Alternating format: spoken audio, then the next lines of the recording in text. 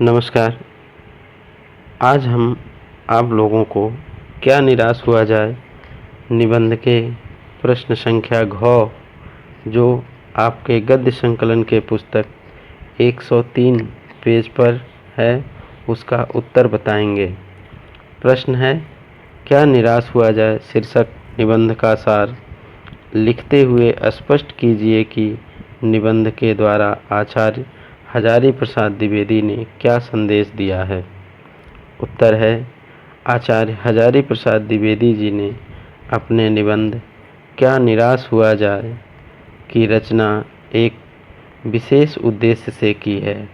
इस निबंध की रचना के दौरान निबंधकार का उद्देश्य स्पष्ट रूप से परिलक्षित होता है।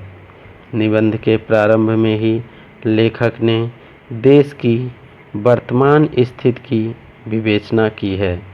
लेखक यह बताना चाहते हैं कि आज देश में एक ऐसे वातावरण का निर्माण हो गया है कि जिसे देख ऐसा प्रतीत होता है कि देश में कोई ईमानदार आदमी नहीं रह गया है।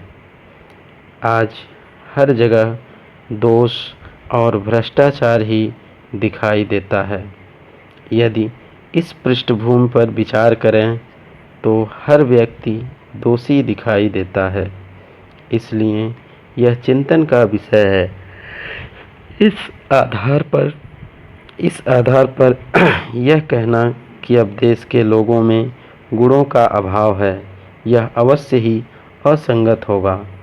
दोषों को बढ़ा चढ़ाकर दिखाया जाता है तो गुण उसमें छिप जाते हैं और हमारा ध्यान उस ओर नहीं जा पाता है।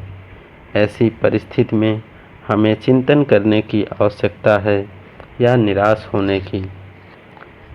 लेखक ने अपने बस चालक और टिकट बाबू की ईमानदारी की घटना के उदाहरणों द्वारा यह स्पष्ट रूप से प्रमाणित किया है कि समाज में अभी सच्चाई और ईमानदारी बाकी है।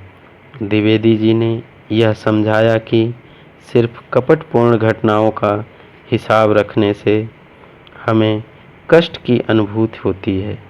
वहीं दूसरी ओर जब हम ऐसी घटनाओं पर ध्यान देते हैं जिसमें लोगों ने अकारण की सहायता की है तो ऐसी घटनाएं मन को आशा और हिम्मत देती हैं।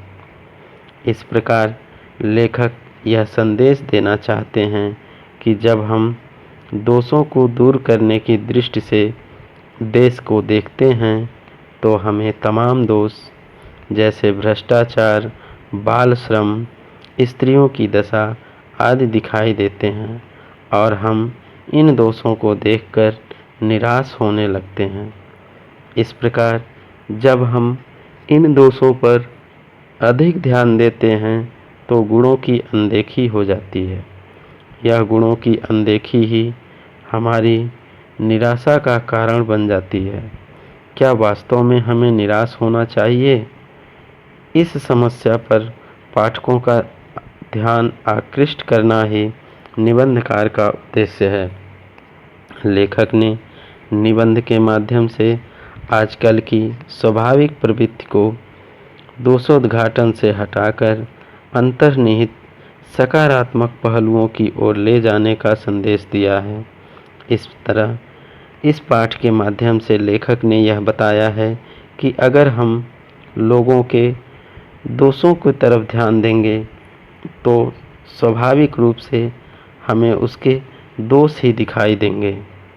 अतः हमें किसी भी व्यक्ति के दोषों को न देखकर उसके गुणों की तरफ ध्यान देना चाहिए और जब हम उसके गुणों को ध्यान देंगे तो हमें यह समझ में आएगा कि आज हमारे देश में सिर्फ दोष ही नहीं हैं बल्कि दोषों के अलावा बहुत सारे सकारात्मक पहलू भी विद्यमान हैं, जैसे ईमानदारी, कर्तव्यनिष्ठा आदि, जो मानव को एक नई राह प्रदान करती है। इस तरह लेखक ने यह संदेश दिया है कि हमें किसी भी व्यक्ति के दोष की तरफ न ध्यान देकर उसके गुणों के तरफ भी ध्यान देना चाहिए। धन्यवाद।